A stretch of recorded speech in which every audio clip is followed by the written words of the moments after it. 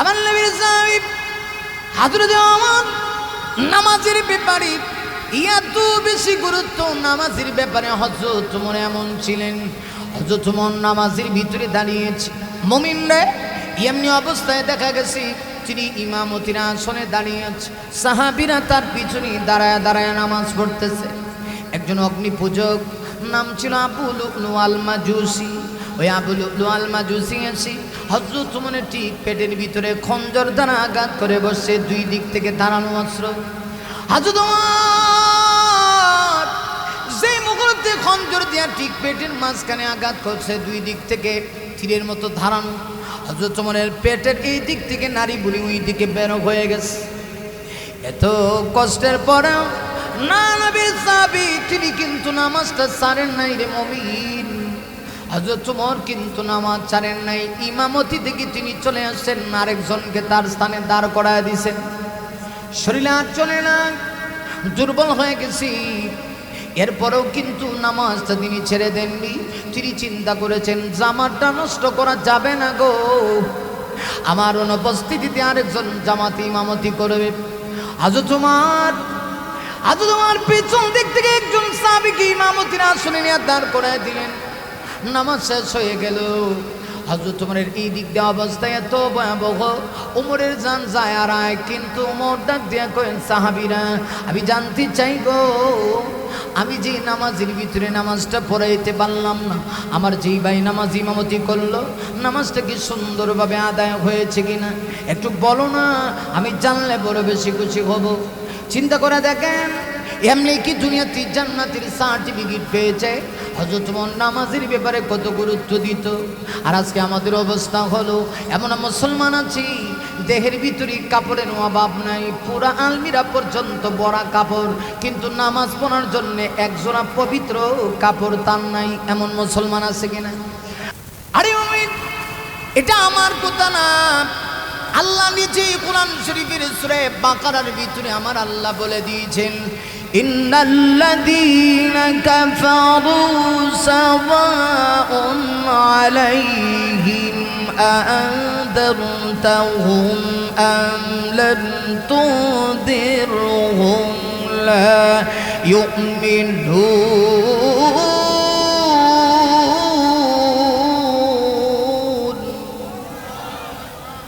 আপনাদের আল্লাহু আকবার আওয়াজের স্কেল কম, সবাই মিলে যে আওয়াজ দেয় মরা বেটা একলাই আওয়াজ জোরে লাগবো। আল্লাহ বলেন ইন্নাল্লাযীনা কাফারু, নিশ্চয়ই যারা কাফের। এই জায়গায় কাফের কারা? সব কাফের না, নির্দিষ্ট কয়েকজন কাফের। এর মধ্যে একজন ছিল আবু জাহিল্লা। নাম কি? আপনাদের এলাকায় নাম আছে না? আবু জাহিল্লার নাম নাই, কিন্তু আবু জাহিল্লার সেলামুন্ডা আছে। কথা আছে নাকি? পৃথিবীর কোথাও আবু জাহেলের নাম কেউ রাখে না। ভারতে গেলে ওই যে ইসলাম বিদ্বেষী দেশ, কেউ আবু জাহেল নাম রাখে না। গিয়ে দেখেন আবু জাহেল নামে, আমি তো ভারতের বিভিন্ন রাজ্যে ওয়াজ করছি, আবু জাহেল নামে আমি কোন লোক পাইছি। এমনি নাম ভাইবেন সল্টু বল্টু নান্টু জল্টু, কত নাম, নামের কোনো শেষ নাই। কথা কোন ঠিক কিনা? কিন্তু বেঈমানেরা এইটা এর কাছে খারাপ লাগে। আবু জাহেল এই নাম রাখতে কেউ রাজি না। আল্লাহ কোন নবী গো, এই আবু জাহেল মার্কা যেগুলো আছে নির্দিষ্ট এমন কিছু কাফের, তাদের ব্যাপারে আল্লাহর ঘোষণা সাওয়াউন আলাইহিম আ'আনদারতাহুম আম লাম তুনদিরহুম। নবী গো, আপনি যদি তাদেরকে জাহান্নামের ভয় দেখান আর না দেখান, উভয়টাই তাদের কাছে সাওয়া, মানে বরাবর সমান। কাবুল তো কেন? লা ইউমিনুন, ওরা ঈমান আনবে না। কি টানতো না? কারে বলতেছে আল্লাহ? নবী রে। নবী গো, আবু জাহেলের ওয়াজ করবেন, কাম হইতো না। জাহান্নামের যতই ওয়াজ দেখান কাম হইতো না। এমন কিছু লোক আছে, কিন্তু কথা কয় না কেন? আসেনি এরকম? হ্যাঁ, এই যে একটা ঢাকা শহরে আজকে একটা ভিডিও ভাইরাল হয়েছে, দেখলাম যে একজন আলেম আল্লামা মামুনুল হক সাহেবের ব্যাপারে ওনার প্রতিদ্বন্দ্বী প্রার্থী যে আছে সে বলতেছে মামুনুল, ওনার ক্যাডাসিনি মামুনুল, এটার ক্যাডাসিনি। আর উনি রাজনীতির ময়দানে কোন দিন থেকে আইলো, আবার কইতাছে যে মামুনুল এর তো ওয়াজে যাবে গিয়া মিথ্যা কথা বলবে, এগুলো বানায় বানায় কথা বলে, কি বলে পাগলের মতো হয়ে গেছে। কারণ দেখতেছে যে একজন আলেমকে জনগণ পছন্দ করতেছে, এটা তার কাছে ভালো লাগে না। তাহলে বোঝা গেল যুগে যুগে এরকম কিছু লোক আছে, এদের কানে হকের আওয়াজ দিলেও এটা হকের আওয়াজ তাদের কান পর্যন্ত পৌঁছাবে না। এটা কি আমার কথা না আল্লাহর কথা? কথা কন না কেন? কার কথা? আপনি যখন হক কথা বলবেন, হক কথা বলবেন, সত্য। হুজুর অসুবিধা হইতেছে না, শেষ করলাম না? হ্যাঁ ভালো লাগতেছে? হ্যাঁ মাশাআল্লাহ, মারহাবা কর, আর জোরে কর মারহাবা। তবে নড়াচড়া করেন না, ভালো লাগতেছে আপনাদেরকে, আমার ভালো লাগতেছে। শ্রোতা কয়েক হাজার লাগে না, কয়েকশো শ্রোতা হইল, মনোযোগ দিয়ে বসলে কথা বলা যায়, ঠিক কিনা জোরে বলে? আমি আইসা যে পরিবেশ দেখছিলাম ভয় পেয়েছিলাম, কিন্তু এখন আমার কথা বলার একটা মুড চলে আসছে এবং কথা বলে মজা পাচ্ছি। একটা জিনিস কি জানেন, গ্রামের লোকের মন কিন্তু নরম, যদিও একটু ঝগড়াঝাটি লাগলে দাঁত পন্থী পুরাণ সবগুলোই বেড়ে যায়, হ্যাঁ এটা স্বাভাবিক। কিন্তু এমনি গ্রামের লোকের মানুষের মন কিন্তু ভালো, সহজ সরল, ফেস কম, কথা কোন ঠিক কিনা? যেটা কইব বুড়া মানুষ দেখবেন 80 বছরের বুড়া বেটা এমন স্যাপ, আরে বাবা বুঝো যায় না, চাষা গরম হইলে অবস্থা খারাপ, কথা কোন ঠিক কিনা? এটা ভালো, ভিতরে ফেস থাকে না, ঠিক আছে? আপনারা সবাই মিলে মিশে একাকার হয়ে একত্রিত হয়ে এলাকায় থাকবেন, পারবেন না ইনশাআল্লাহ? আপনি যখন হক কথা বলবেন, সত্য কথা বলবেন, ইমানের কথা বলবেন, তখন কিছু মানুষ আপনারা কইব ও মৌলবাদী, এবার জঙ্গিবাদী, আর কিতা কইব, কথা কোন ঠিক কিনা?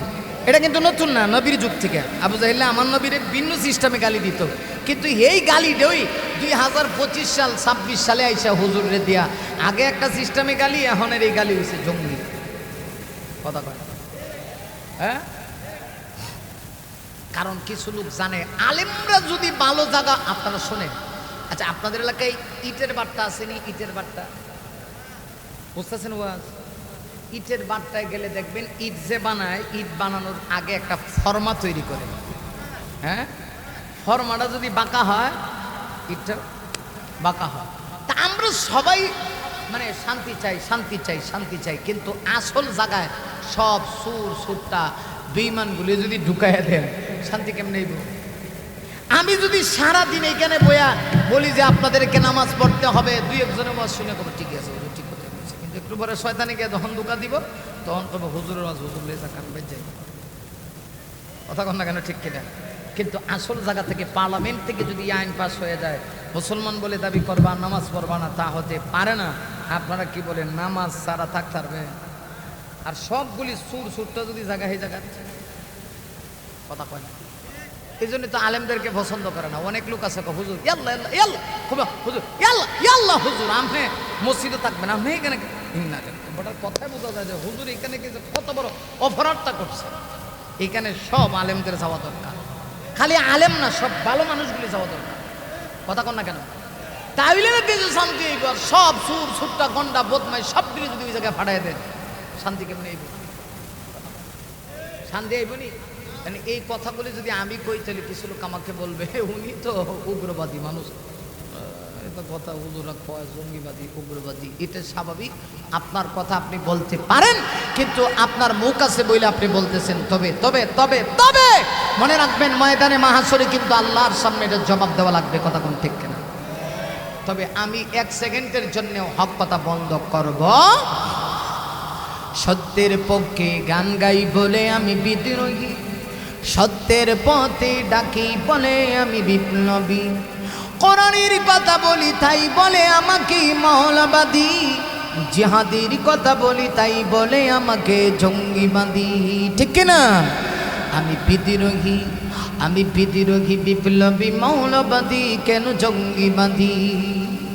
জন্মের পরে কানে আজান কি দেনি, তুমি মৌলবাদী যারা হওনি, কথা বলে ঠিক কিনা?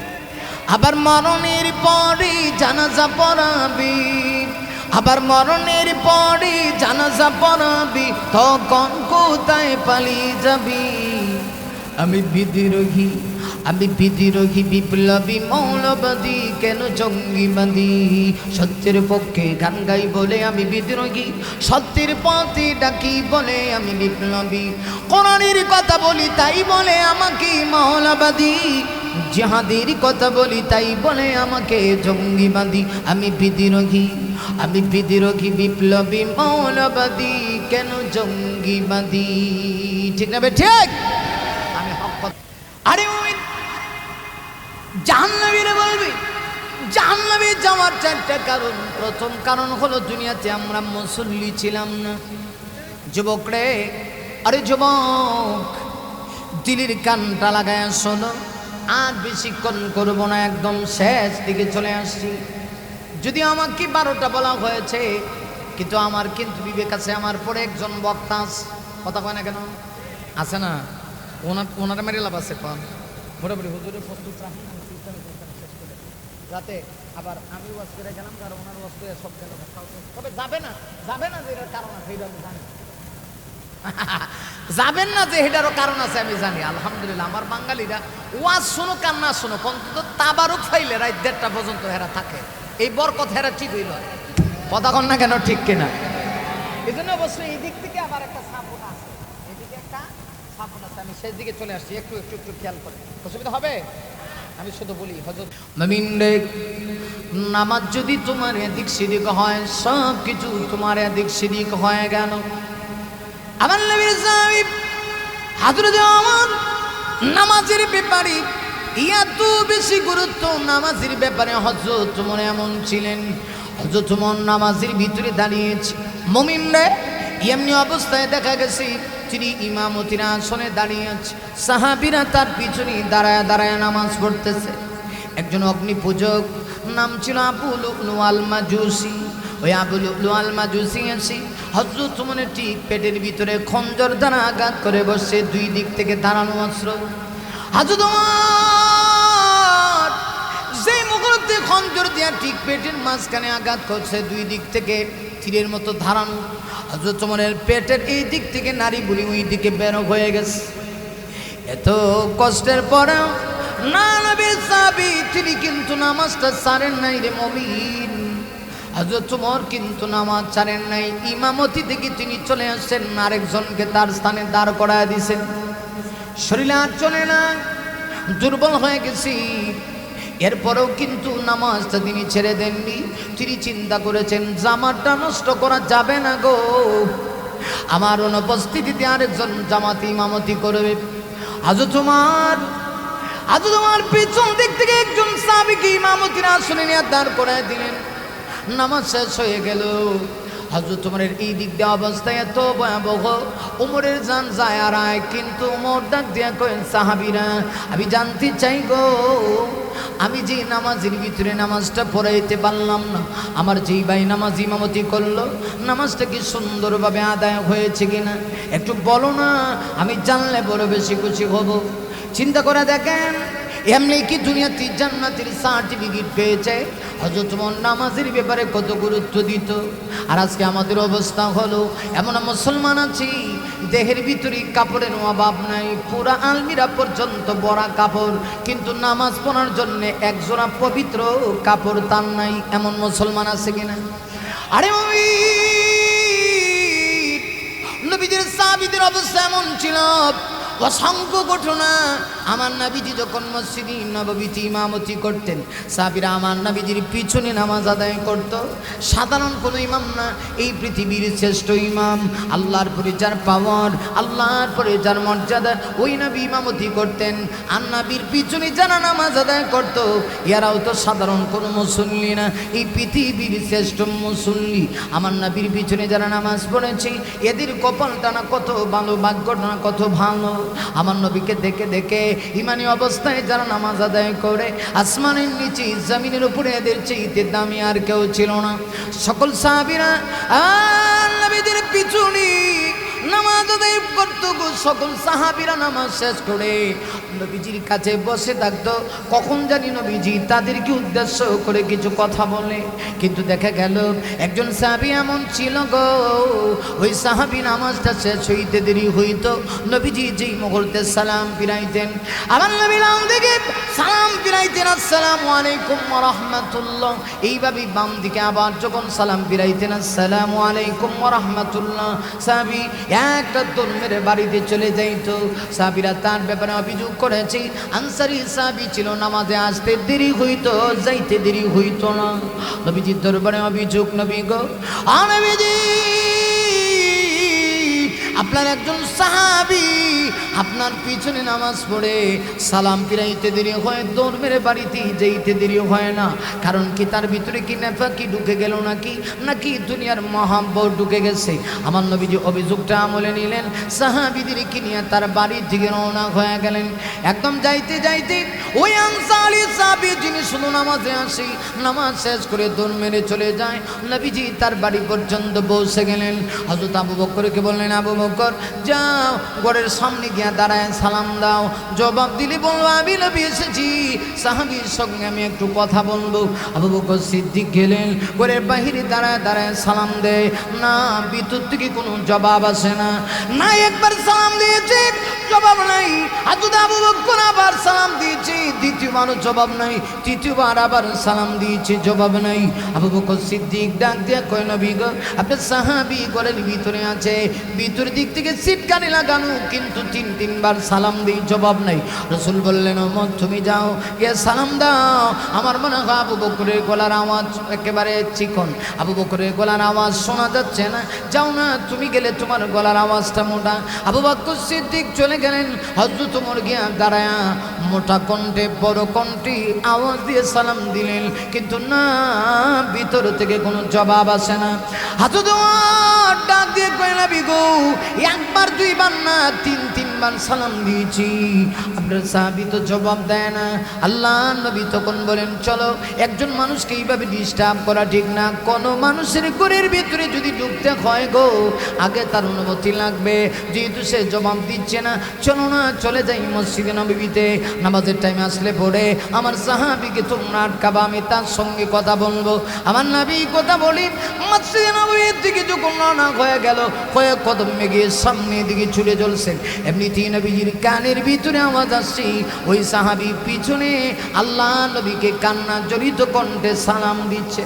নবীজি পিছনের দিক দিয়ে তাকাইলেন, আমার নবী যে মুখরতে পিছনের দিক দিয়ে তাকাইছে, নবী তাকায় দেখে ওই সাহাবী কান্না জড়িত কণ্ঠে সালাম দিচ্ছে। নবীজি তাকায় দেখে সাহাবী কান্না করে কথা বলতে পারছে না। আমার নবী ডাক দিয়ে কই, সাহাবী তোমার বাড়িতে গেলাম, তুমি কি খুশি হও নাই? আমার সাহাবী আবু বকর ওমর তোমাকে দাঁড়ায় দাঁড়ায় সালাম দিল, তুমি যে জবাব দিলা না। সাহাবী কান্নার কারণে কথা বলতে পারে না, ফুফিয়ে কান্না করে, এমনভাবে কান্না শুরু করেছে। আমার নবী ডাক দিয়ে কই, কি হইল, তুমি কি কষ্ট পেয়েছো? এসেছিলাম তোমার একটু খবর নিব। ওরা বলেছে তুমি শুধু নামাজে যাও, নামাজে গিয়া এক মুহূর্তের জন্য অপেক্ষা করো না, যেই মুহূর্তে নামাজ শেষ হয়ে যায় দূর মেরে তুমি চলে আসো, কেন কোন কারণে একটু বলো না। যেই মুহূর্তে কথা বলেছে সাহাবীর কান্না যেন আরো বেড়ে গেল। আমার নবী ডাক দিয়ে কই, সাহাবীর কি হয়েছে একটু বোঝায় বলো। এমনিতেই সাহাবী ডাক দিয়া কয়, নবী গো নবী আমি এত গরিব এত অসহায়, নামাজ পড়ার জন্য যে এক জোড়া কাপড় দরকার আমার নাই। নবী গো শুধুমাত্র এক টুকরা কাপড় আছে, এক টুকরা কাপড় দিয়া আমরা স্বামী আর স্ত্রী দুইজনে মিলে নামাজ আদায় করি। ৭০টা টাকা ফরজ, নামাজের টাইম যখন আসি আমি চিন্তা করি আমি শুধু একা নামাজ পড়লে হবে না, আমার স্ত্রীকেও নামাজ পড়তে হবে। নবী গো কি করব, এই এক জোড়া এক টুকরা কাপড়, এই এক টুকরা কাপড়ের অংশ নিয়ে আমি যখন চলে যাই মসজিদে, আমার স্ত্রীকে কোথায় রাখবো? লজ্জাস্থান ডাকার মতো কাপড় নাই। আমি আমার ঘরের ভিতরে একটা গর্ত খুঁজে রেখেছি, গর্তের ভিতরে আমার স্ত্রীকে বসাইয়া আমি দৌড়ায় মসজিদে নববীতে চলে যাই। নবী গো নামাজটা শেষ করে সকল সাহাবীরা বসে, আমারও মনটা চায় বসতে, কেন চাবে না গো?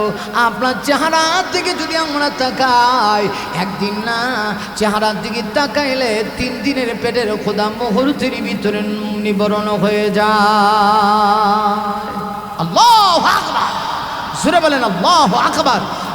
মন মার কাদরে প্রাণ মার কাদরে যেতে সোনার মদিনা।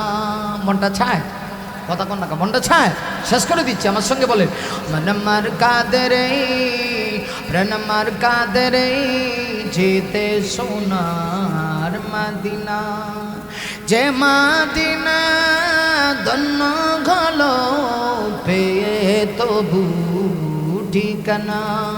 মন মার কাদরে প্রাণ মার কাদরে যেতে সোনার মদিনা, यूसुफ পেতে জুলেখা কাঁদে, সারা কেঁদেছে ইব্রাহিম তোরে।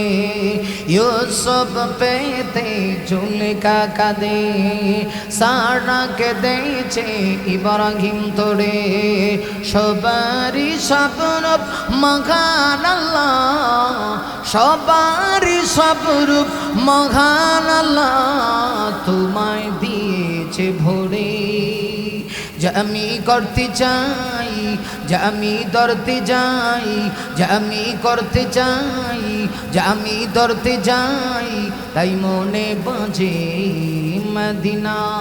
মন আমার কাঁদে রে, প্রাণ আমার কাঁদে রে, যেতে সোনার মদিনা। আল্লাহু আকবার। সাহাবী ডাক দিয়ে কয় নবী গো, আরে নামাজ শেষ করে সকল সাহাবীরা আপনার চেহারার দিকে তাকায়, আপনার কথাগুলি শুনে গো নবী আমি আমারও মনটা চায়, কিন্তু কি করব, আমি যে পারি না, আমি বড় অসহায়।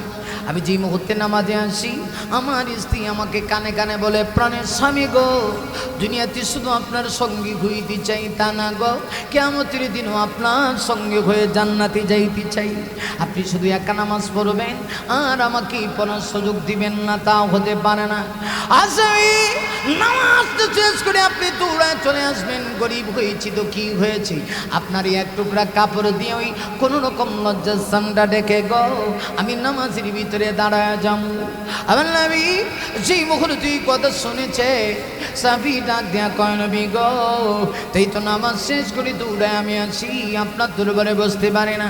আজকে যখন দৌড়ায় ঘরে আসলাম, আসার পরে আমি কাপড় পালা বন্টন করলাম, আমি আমার দেহের এক টুকরা কাপড় আমার স্ত্রীকে দিয়ে গর্তে ঢুকিয়েছি। এমনি দেখে আপনার সাহাবী আবু বকর বাহিরে দাঁড়ায় দাঁড়ায় সালাম দেয়। নবীকে আমি কেমনে জবাব দিব? নবী আমার অন্তরে মারাত্মক ভাবে আমি কষ্ট পাচ্ছিলাম, কিন্তু কি করব, জবাব দিতে পারলাম না। আমি বুঝতে পেরেছি আপনি কষ্ট পেয়েছেন।